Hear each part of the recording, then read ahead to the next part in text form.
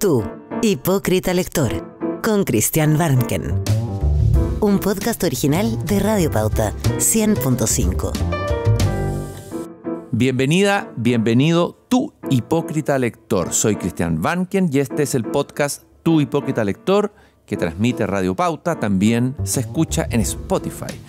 Hoy día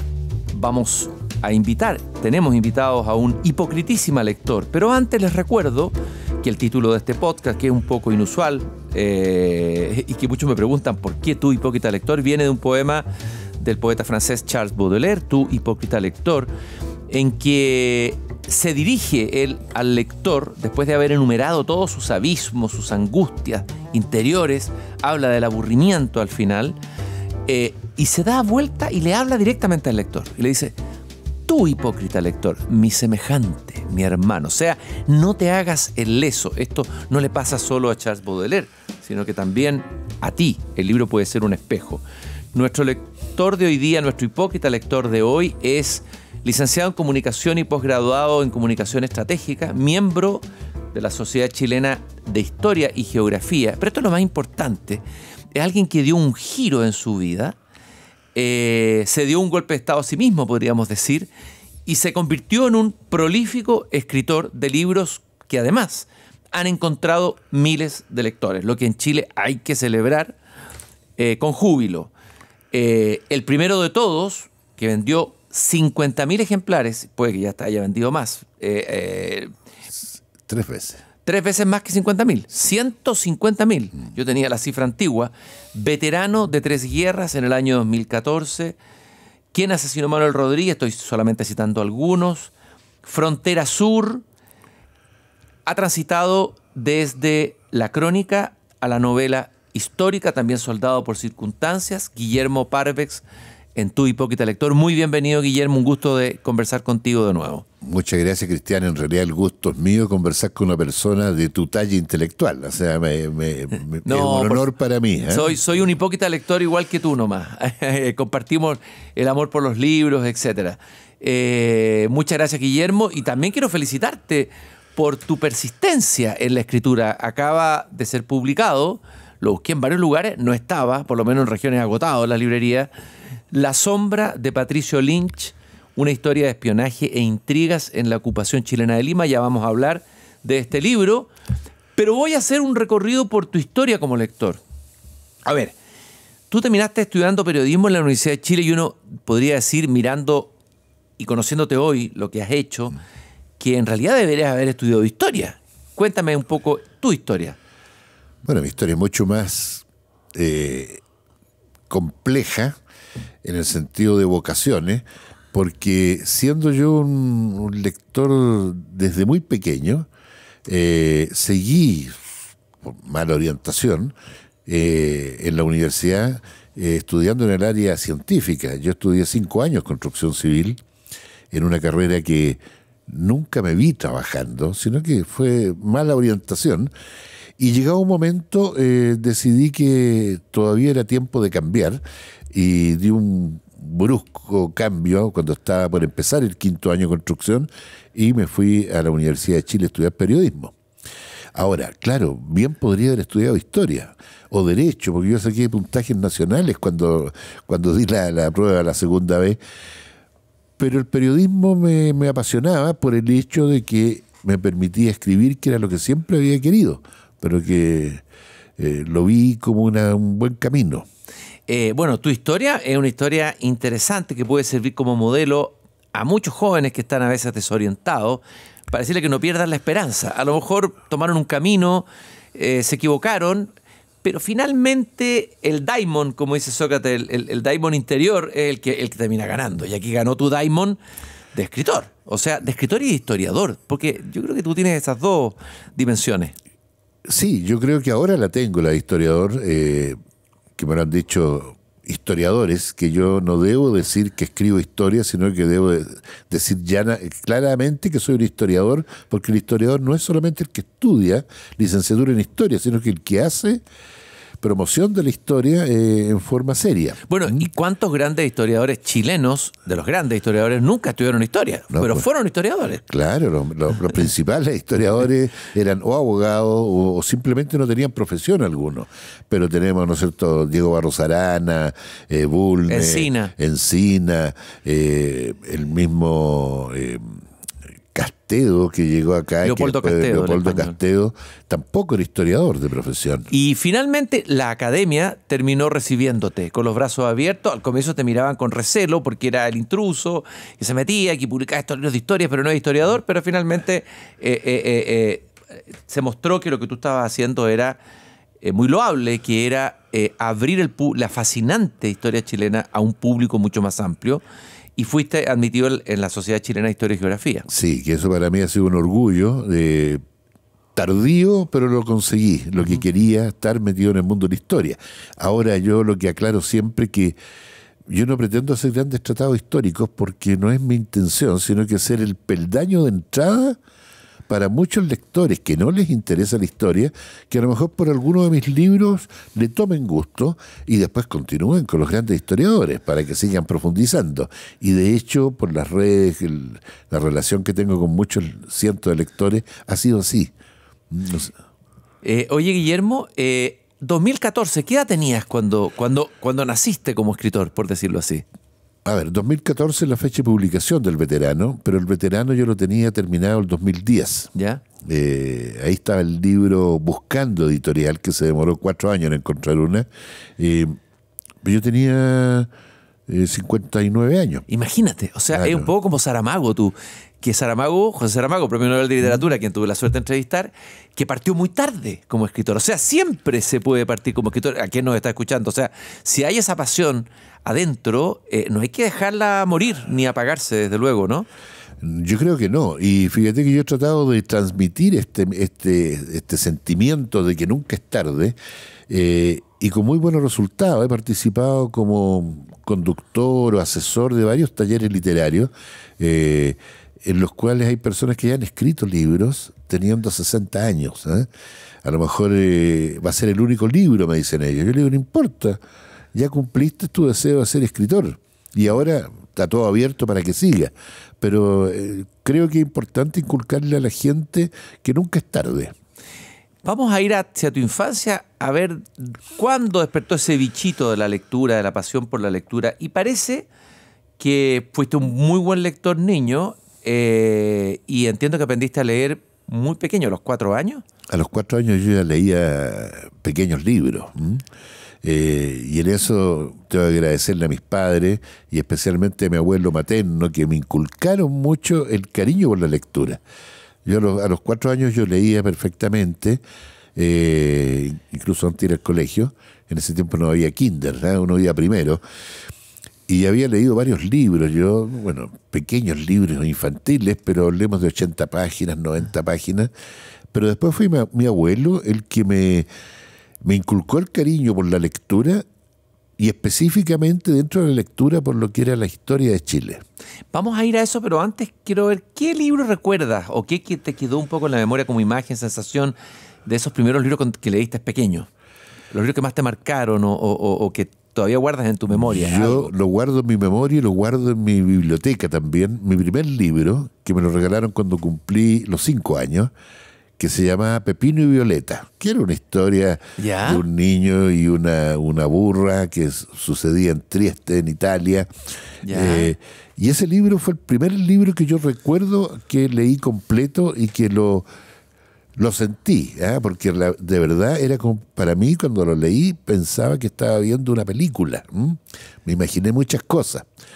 Y de hecho lo tengo guardado el libro, todavía, con la dedicatoria ahí del año 1959. ¿Y es cierto que leíste como a los 6 años o por ahí a Mark Twain? Sí, yo a los que es un gran escritor, por lo demás. Yo a los 7 años, yo me había leído prácticamente 3 o 4 obras de Mark Twain, porque me fascinaban los personajes, los paisajes. El Mississippi, todo el mundo del Mississippi. Claro. Los buques, toda rueda, que porque eran todo un mundo, todo un acontecimiento, etcétera. Yo creo que Mark Twain lo leí mucho entre los 6 y los 8 años. ¿Recuerdas algún libro en particular o un personaje entrañable de Mark Twain para ti? Mira, me vas a disculpar que no me acuerdo el nombre, pero era Huckleberry. Huckleberry Finn. Finn era, Huckleberry Finn, claro. Para mí era un personaje al cual yo le tenía compasión, pero además admiración, porque era una persona de pocos recursos, pero con grandes recursos mentales para solucionar todos los problemas, y eso me gustaba mucho a mí. Oye, ¿y tu abuelo te metió, o sea, de alguna manera tu abuela te inoculó la pasión por la historia, este abuelo materno? ¿Y cómo lo hizo? Además de que te entregó un material valiosísimo que a lo largo de los años iba a ser muy importante para la elaboración de tu primer libro, ¿no? Miren, lo hizo de una forma muy didáctica, sin ser un profesional. Él era un constructor, pero siempre fue una persona muy culta en el sentido de cultivar mucho la lectura.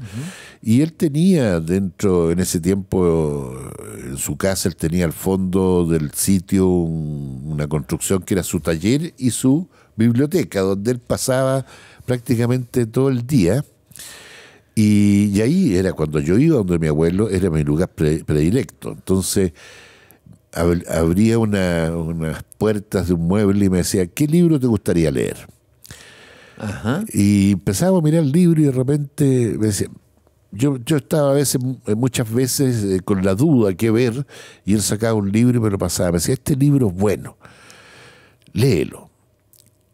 Pero la gracia era que no solamente me pasaba el libro, sino que para la próxima visita me preguntaba dónde iba y empezábamos a comentar el libro, porque él lo había leído todo. Qué interesante, tenías una conversación con él, de lector a lector. Qué claro, bonito eso. Entonces eso... Qué sabio el abuelo, ¿ah? Qué manera más sabia de despertar el placer por la lectura en su nieto. Y la conversación, o sea, no era solamente leer por leer, sino que poder entender e intercambiar las visiones que uno tenía sobre el libro.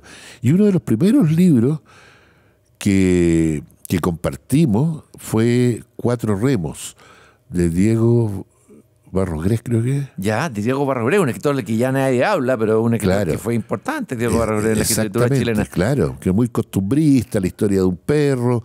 Y mi abuelo siempre me decía, mira, no hay que quedarse en lo que dice, sino que trata de entender un poco más allá de lo que quiso decir el escritor. Y yo buscaba con mucho afán ese entre líneas, y creo que me ayudó mucho él a ser un buen lector y además a poder comprender mejor lo que estaba leyendo. Oye, Guillermo, y es ineludible preguntarte, y es obvio que lo hiciste, a ver, ¿cuál fue el primer libro que te marcó ya saliendo de la infancia, así que te haya marcado, que te haya impactado, que te haya conmovido? Un libro que te haya tocado profundamente y que haya despertado más tu pasión todavía por la literatura. Mira, yo creo que fue todavía en la preadolescencia el primer libro grande, por decirlo por número de páginas, que me sugirió mi abuelo y que lo disfruté mucho, fue Recuerdos del Pasado. De Vicente Pérez Rosales. Vicente Pérez Rosales. Cuéntanos un poco de qué trata ese libro. Bueno, yo lo conocía en esa época, el sur de Chile, y lo conocí con el libro, con las descripciones que habían, porque el libro relata prácticamente lo que ocurría en este país en la primera mitad o a la mitad del siglo XIX, pero con mucho énfasis en la colonización del sur de Chile. Y ahí yo entendí mucho de la importancia que hay de las migraciones, cuando son positivas, para el futuro de un país. Y ese libro yo creo que lo leí 2 veces, porque no pasé el primer examen de mi abuelo, y me dijo, no entendiste muchas cosas, lee la segunda parte, léela de nuevo. Pero creo que ese libro de Vicente Pérez Rosales me marcó mucho, yéndonos a la historia, digamos. Y estoy seguro que leíste, y te tiene que haber marcado mucho, Adiós al séptimo de línea de Nostroza, quizás un poco más tarde, ¿no? Que es un clásico que ha marcado a muchos lectores en Chile, ¿no? Es impresionante el impacto y la huella que ha tenido ese libro en los lectores chilenos. Es tremenda, porque mucha gente que no ha estudiado historia, lo poco que sabe de historia lo sabe por Jorge Nostroza. Y ese libro yo lo leí en la versión extendida de los 5 tomos. Teniendo 9 años empecé a leerlo. 9 años. Wow, sí, porque lo leí junto con mi abuelo, y mi abuelo falleció cuando yo tenía 11. ¿Ya? Entonces yo creo que lo leí entre los 9 y los 10 años, o si me equivoco, entre los 10 y los 11. Pero ahí leímos los 5 tomos, que mi abuelo no los tenía. Entonces compró el tomo 1, lo partimos, y cuando ya estaba terminando, le iba a comprar el tomo 2. Y lo más terrible fue cuando estaba agotado el tomo 5, y tuvimos que estar semanas esperando que llegara. Estábamos los dos muy inquietos. Mayor ansiedad y mayor interés en leer el libro. Exacto, pues, pero ese libro me marcó mucho a mí con la historia de la Guerra del Pacífico, creo. ¿Cuál crees tú que es el don, tú mirando ya como escritor, evaluándolo ya, habiendo tú escrito novelas históricas, habiendo tú escrito crónicas históricas, cuál es la gracia, el talento narrativo, la manera como cuenta aquí de Jorge Nostroza? ¿Cuál es el valor? Bueno, creo que primero es una persona que se preocupó de hacer una buena investigación, pese a que era una novela. Los hechos están, con el tiempo, podido ir comprobando que están muy ajustados a la realidad. Pero eso no es lo más importante. Lo más importante creo que es la descripción que hace de las personas, de los sentimientos de las personas y de los lugares en que se hallaban. Y con eso consigue que uno vea la mejor película. Porque yo siempre le digo a los niños más pequeños en los colegios, a mis nietos, les digo, el libro es la mejor película que ustedes pueden ver. Porque se la pueden imaginar sin ninguna restricción. Sin ninguna restricción. Estaba pensando, no sé, en un Tolstoy, en La Guerra y la Paz. Sí. Que leerla es ver una película. Claro. Es ver una película, es ver la guerra como está contada, y casi mejor que verla en una película. ¿no? Mucho mejor, porque la tecnología, pese a todos los avances, todavía no supera los límites de la imaginación. Y seguramente si los dos conversamos de la guerra y la paz, vamos a tener una película distinta. Lógico. Vamos a tener, digamos, un argumento similar que lo leímos, pero la imaginación nuestra trabajó de distinta forma. Por eso yo creo que la lectura sigue siendo no solamente una fuente de formación, de instrucción, de educación, sino que de pasatiempo maravillosa. Guillermo, ¿y te acuerdas de algún episodio de la novela que te haya quedado, o un personaje que te haya marcado de la novela de Nostroza, que haya quedado contigo? Mira, creo que el personaje que más me marcó a mí, más que por admiración al personaje, por dudas, porque Nostroza, la gracia que tiene, o que tuvo, fue que mezcló la ficción con la realidad tan estrechamente que uno en un momento determinado no sabe qué es ficción y qué es realidad. Y dentro de eso, a mí esta joven Leonora Latorre, esta gran espía, me quedó marcado, y de hecho yo siempre quise develar si existía o no existía. Y cuando me dediqué a la investigación del servicio secreto en la Guerra del Pacífico, la verdad es que Leonora Latorre no existía como Leonora Latorre, tampoco como una dama de la sociedad, tampoco como la novia de Cobos que lo iba a buscar al frente de batalla, sino que era simplemente una jovencita de 17 años, una prostituta muy bonita de Valparaíso, que no se llamaba Leonora Latorre, pero que sí fue la amante del general Buendía. Y eso es realidad.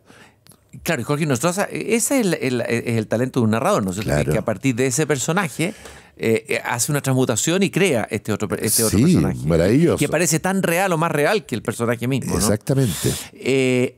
Pero volvamos a tu abuelo. Yo dije que tu abuelo te había entregado, tú lo has contado otras veces, unos fajos, ¿no?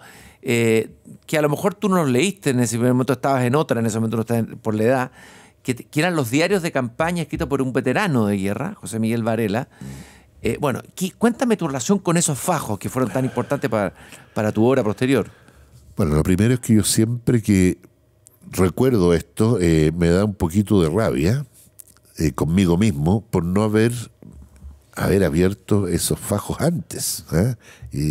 Pero bueno, todo tiene su tiempo en la vida. Yo creo que tenía poco menos de 11 años cuando mi abuelo me pasó ese gran paquete, que en el fondo, estos paquetes típicos hechos con papel de saco de cemento, papel café grueso, y simplemente me dijo: esta es la historia de un veterano de la Guerra del Pacífico. Échale una leidita, me dijo. Al poco tiempo mi abuelo fallece, yo los tenía en un closet de mi dormitorio, el colegio, la universidad, el trabajo, pero el cariño por mi abuelo me hizo siempre conservar por lo menos esa caja donde estaba toda la documentación, pero nunca la abrí hasta el año 2004. ¿Cuántos años pasaron desde que tu abuelo te entregó? Desde que me los pasó, imagínate, del 65 al 2004, casi 40 años. Qué impresionante. Pero además esos tenían una antigüedad ya de 40 años. Ya, y entonces ahí empezaste a armar el rompecabezas, empezaste a leer los fajos, empezaste a reconstruir una historia, ¿no es cierto? Claro, mira, los abrí un día por casualidad y me di cuenta que se estaba destruyendo, porque eran papeles de distintos tipos, de buena, mala calidad, algunos escritos con pluma, otros escritos con grafito, y ya con el tiempo y la mala conservación estaban en pésimas condiciones. Entonces hojeé un poco y me apasioné con eso. Pero me di cuenta que no sacaba nada con seguir hojeando porque iba a destruir los papeles. Entonces inicié el proceso de transcripción para salvar, rescatar la historia. Y ese proceso fue bastante largo, porque yo trabajaba, llegaba a las 7 de la tarde a la casa y estaba a veces hasta la 1 de la mañana transcribiendo, pero fueron alrededor de 8 o 9 meses, por la dificultad de la lectura. Y cuando termino de transcribir esto, no tenía pie ni cabeza en la historia, porque estaba primero claramente en dos estilos. ¿Ya? Uno era el estilo que, sin que me lo haya dicho mi abuelo, yo lo deduje. Uno era el estilo de las libretas de apuntes que usaba Varela a través de su vida y que mi abuelo las transcribió, porque era toda la letra de mi abuelo. Y otros eran preguntas que mi abuelo le hacía a Varela y Varela le respondía. Entonces era muy distinto cómo redactaba mi abuelo la respuesta de Varela y cómo escribía Varela. Eso fue lo primero. Y lo segundo era que estaba en total desorden cronológico. O sea, en una hoja era claramente notorio que había una conversa muy informal. Había un hecho de 1879 y otro de 1920 en la misma página. Pero yo lo copié todo. Después que copié todo, empecé a estudiar a fondo la Guerra del Pacífico, la Revolución del 91, el tema de la Araucanía, para poder ordenarlo cronológicamente. Estás escuchando un podcast original de Radio Pauta, 100.5. Oye, ahí a lo mejor descubriste una vocación de archivista, o sea, de aquellos que se meten en los archivos históricos, porque tú no eres solo escritor, no eres solo un narrador, un cronista de la historia, sino que también un investigador. Y tú lo decías con Inostroza, que hay todo un trabajo previo para haber escrito esa novela, sobre todo las novelas históricas. Y esa parte del trabajo es la que está oculta para el que lee el libro, se entretiene, lee tus libros, pero hay un tremendo trabajo. ¿Cómo es ese trabajo? Y quiero que te apasiona a ti de ese trabajo, que es un trabajo arduo. Sí. Me imagino que requiere mucho rigor por lo demás. Bueno, el veterano de Tres Guerras, yo hice el trabajo a la inversa de lo que se hace, que yo lo terminé de escribir, lo redacté, le di la forma y después me fui a investigar si era realidad todo lo dicho en ese libro. Y la verdad es que estaba muy ajustado a la realidad. Ahora, habitualmente, con todos mis libros posteriores, lo que yo hago es el trabajo de investigación primero y después la redacción. Una redacción que muchas veces se ve interrumpida por vacíos de información que me obligan a volver a la fuente a investigar. Pero es un trabajo que me apasiona. Me apasiona de tal forma que creo que disfruto más la investigación que la redacción de un libro. Así, ¿eh? Es que voy descubriendo cosas de repente que no me sirven para el libro. Pero que son interesantes igual. Que son interesantes igual y las voy guardando, pido los microfilm y eso me sirve a veces para otro libro. Y me encuentro con sorpresas tan grandes como, por ejemplo, cuando yo andaba investigando el sumario o el juicio por la muerte de Manuel Rodríguez. logré llegar a la bóveda, me llevaron a la bóveda del Archivo Nacional y me entregaron una caja con el sumario. Me pusieron guantes, todas las medidas de precaución. Y el funcionario del archivo me dice, mire que lo leyó antes que usted. Y yo empecé a barajar nombres de historiadores chilenos contemporáneos y veo la caja que tiene una tarjeta con la gente que tuvo acceso y el anterior a mí se llamaba Benjamín Vicuña Maquena. Entonces dije, esto está perdido aquí. Qué impresionante. 120 años. Benjamín Vicuña Maquena, qué buena pluma tenía, ¿eh?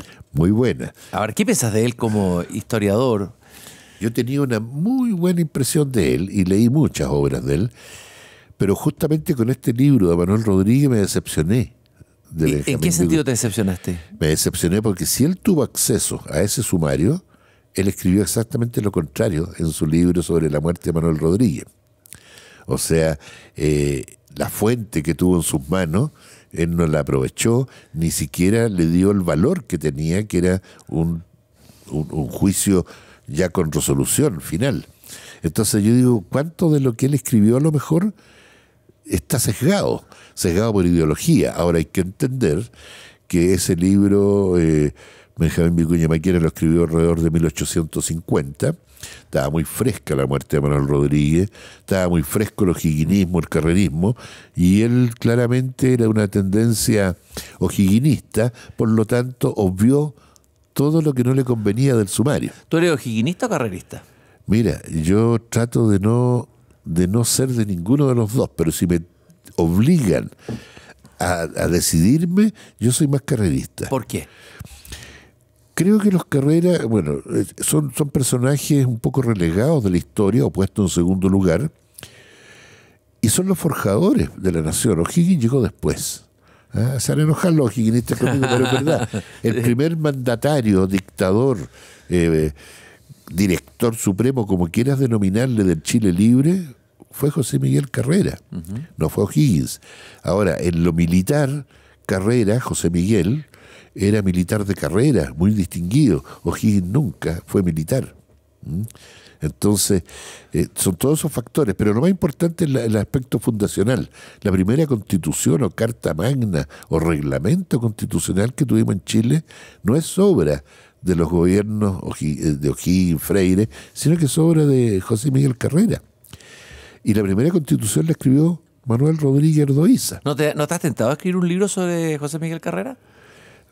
Me ha tentado mucho, pero no quiero incurrir, te digo, en destruir o contribuir a dañar la imagen de O'Higgins también, porque también para mí es un personaje muy respetable de nuestra historia. ¿Me entiendes? Entonces, hurgar en eso, como que me da un poquito de pudor. Guillermo, como lector, a ver, de historia, ¿cuáles son los libros de historia que te han marcado más como lector, que te han interesado más, que te han entretenido y entusiasmado más? ¿Libros de historia universal o historia de Chile? Partamos por la historiografía, digamos. Mira, básicamente a mí la historia de Chile es lo que más me apasiona. Y me he leído, creo que casi completa, la historia de Barros Arana. No es una cosa que sea una lectura fácil, pero sí apasionante ir conociendo tantos pormenores de la historia. Y las leo muchas veces como por una obligación, no solamente de saber, sino que cuando escribo yo quiero escribir cosas que tengan algo de novedoso y no repetir la historia de los grandes historiadores. Entonces por eso la he leído mucho a Diego Barros Arana, a Encina. ¿Cuál prefieres, Encina o Arana? ¿O se complementan?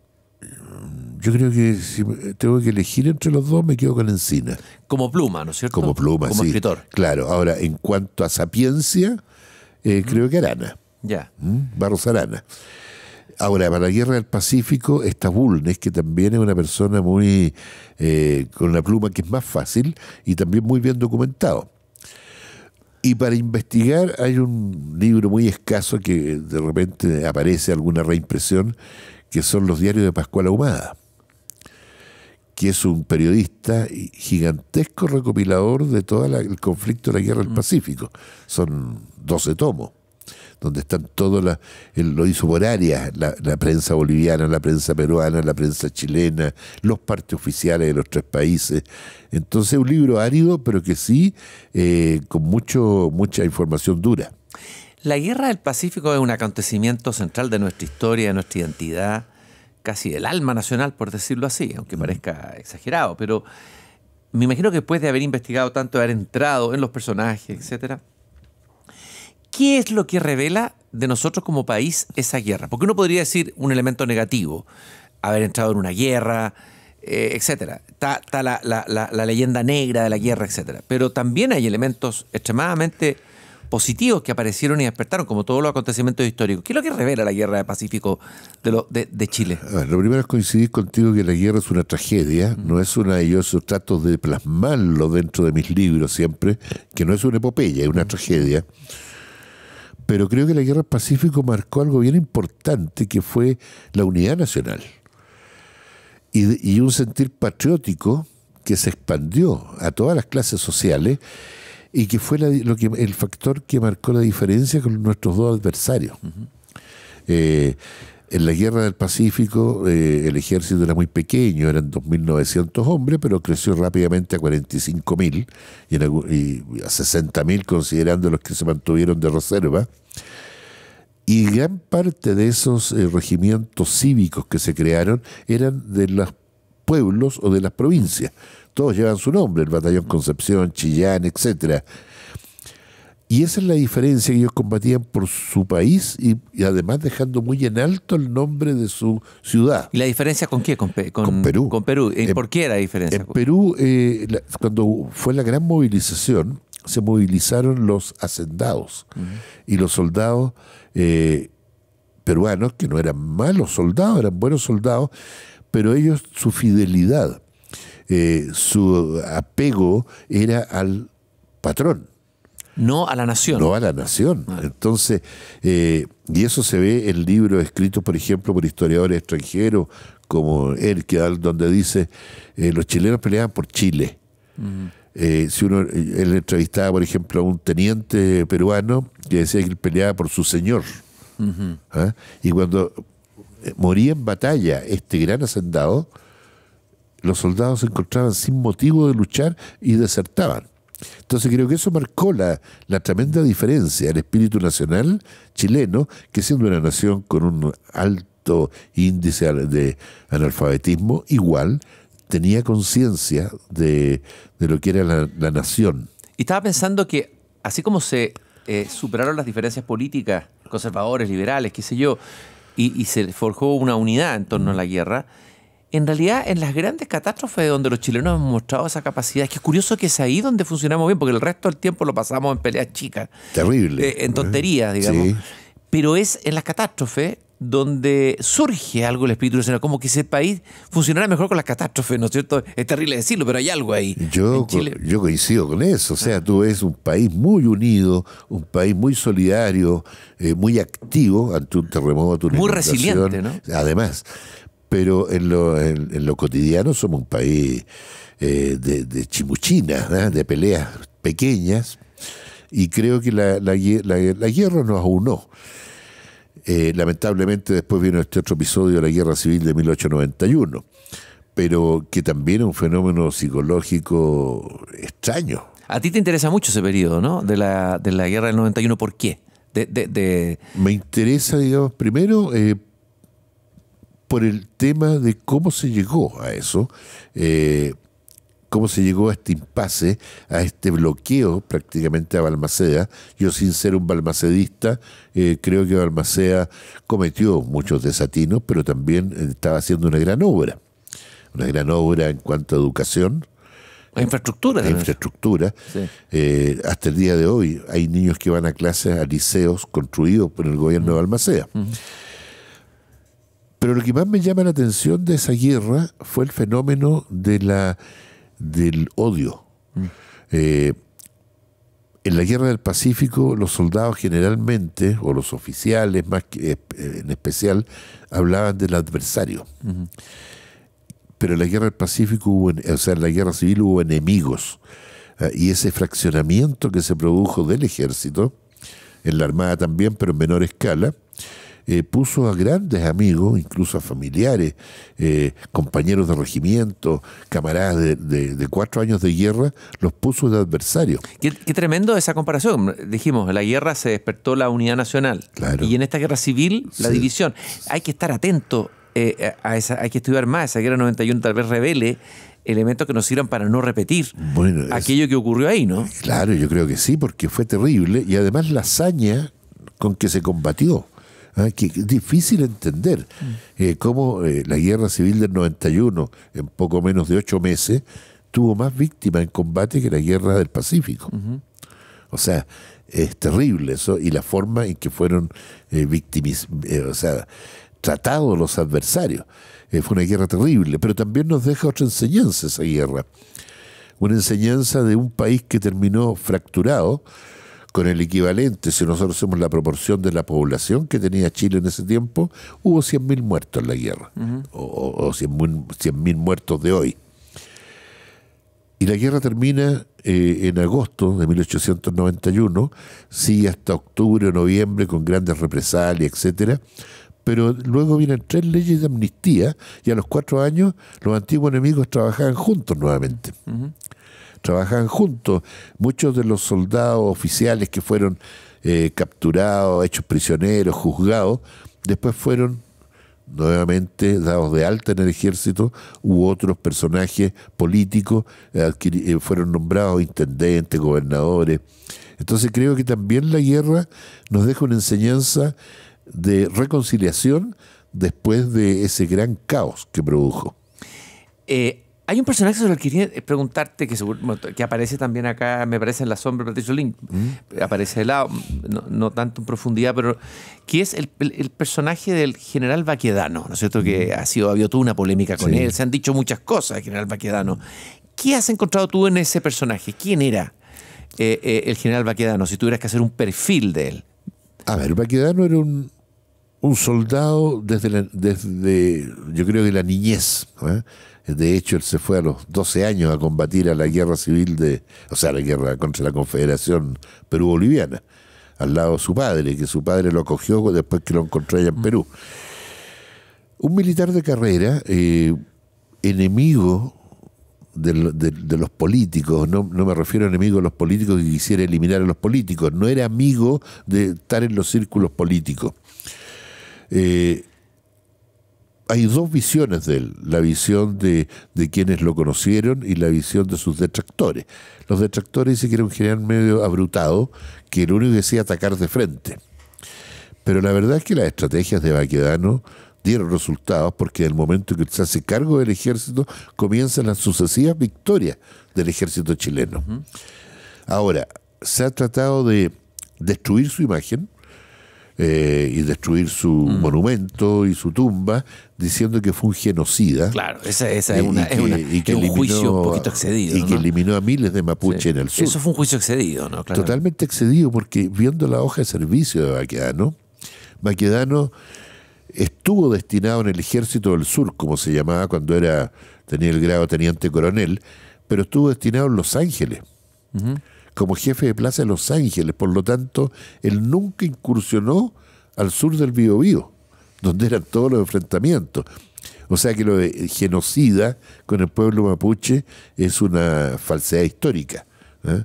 A no ser que haya ido escondido un día, pero la verdad es que viendo los archivos, que eran bastante fidedignos, porque se anotaban las órdenes, todo, él nunca participó en los combates contra Mapuche. Bueno, y ahí vemos cómo se construyen mentiras, falsedades históricas, claro, así como se hará las fake news. Estas son fake news más peligrosas porque son fake news sobre el pasado, sobre la historia, ¿no? Sí. Vamos a ir a tu libro A la sombra de Patricio Lynch, una historia de espionaje e intriga en la ocupación chilena de Lima. Bueno, el libro parte con una Lima devastada y un contraalmirante que es Patricio Lynch, que tiene que asumir el control, el orden, la seguridad del Perú, que no es fácil, ¿no? Hay descontento de la población, hay guerrilla en la zona andina, ¿no es cierto? Claro. Resistencia, y también hay abusos y corrupción en el lado chileno, ¿no? Ahí parte primero esta investigación, porque tú siempre los libros tuyos preceden, y lo convertiste en ficción. Antes de entrar en el libro, quiero preguntarte, ¿por qué este tránsito de la crónica a la ficción? Partiste escribiendo crónica histórica y ahora estás escribiendo ficción. Mira, creo que me acomoda el estilo primero, porque puedo ir más allá de los hechos, que los relatos y que son reales, y tomarme las licencias de una novela, como es describir ambientes, sentimientos, visiones, ¿no es cierto? Que eso tú no lo puedes describir cuando te quedas meramente encasillado en los archivos. Pero trato de ser muy fiel a toda la investigación previa. En este caso todos los personajes que se mencionan aquí son reales. Aquí no hay un personaje de ficción. Todos existieron. ¿Tú no introduces personajes de ficción que no existieron como elementos que pueden ayudar a la narración? A ver, introduzco algunos que los personajes existieron, pero no descubrí los nombres. Uh-huh. Entonces a esos los bauticé con un nombre para que el lector no se perdiera. Que eran agentes chilenos o que trabajaban para Chile, donde en los documentos de la época no se les nombra. Se habla de la gente en Trujillo, por ejemplo, o de la gente en Casapalca. Muchas veces, entonces yo le puse un nombre a esa gente. ¿Y no te tienta tomar la licencia de inventar más? Aquí podríamos hacer la distinción entre lo que es la novela histórica y la historia novelada. ¿Cuál es la diferencia? ¿Y qué es lo que haces tú? Yo hago novela histórica. Ya. ¿Y cuál es la diferencia con la historia novelada? Que en la historia novelada tú puedes cambiar un poco las fechas, puedes cambiar un poco los lugares, puedes adaptar la historia a tu argumento, para que tu argumento navegue de mejor forma literaria. Tú puedes desdibujar un poco los hechos reales. En la novela histórica lo que se hace, o lo que hago, es mantener la historia pura, producto de investigación, y relatarla de un modo más ameno. En algunos casos introduzco personajes de ficción, como en El Soldado por Circunstancia o en la trilogía del Gulumapu. Pero en este caso no tuve que introducir ningún personaje, excepto lo que te explicaba de bautizar algunos NN con nombre. Pero creo que trato de mantenerme fiel a la historia. Y por eso me quedo con el género de la novela histórica. Y a ver, como lector de novela histórica, ¿qué novelas históricas a ti te han gustado o admiras? ¿Qué escritores de novela histórica en general? Bueno, el que ya comentamos, la mejor novela histórica, la más vendida de Chile, que dio al séptimo de línea. Esa es una de las novelas históricas que más me ha gustado a mí. En los últimos años no he tenido oportunidad de leer mucha novela histórica, porque estoy siempre escribiendo, y cuando escribo leo lo que necesito. Las fuentes. Pero creo que la novela histórica es un género que a mí me agrada mucho, y bueno, la novela histórica está bien en boga en otros países, en España especialmente, ¿no es cierto? Y creo que es un peldaño para traer un poquito al lector a la historia. En este libro, como te digo, no hay personajes de ficción, excepto algunos bautizos que hice a 3 o 4 personajes que son totalmente secundarios. Bueno, aquí hay varios personajes muy interesantes. Está José Antonio Silva, que es el espía, un hombre que vivió en el Perú, que ya había regresado a Chile, que iba a volver a Iquique, había encontrado un trabajo y alguien vino a golpear la puerta, así parte la novela, a ofrecerle una misión muy importante para tratar de infiltrar o entrar lo que está pasando en Lima, la resistencia, la guerrilla, tener información de primera fuente. Y quien comanda esto es Patricio Lynch.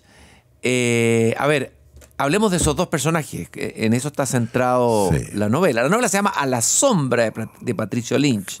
Claro. ¿Por qué A la sombra? A ver. Porque era un personaje, un espía, que siempre estaba en las sombras, pero tras Patricio Lynch, porque Patricio Lynch se respaldaba en él. Él tenía todo un comité asesor muy poderoso políticamente, donde estaba, ¿no es cierto?, Jovino Novoa,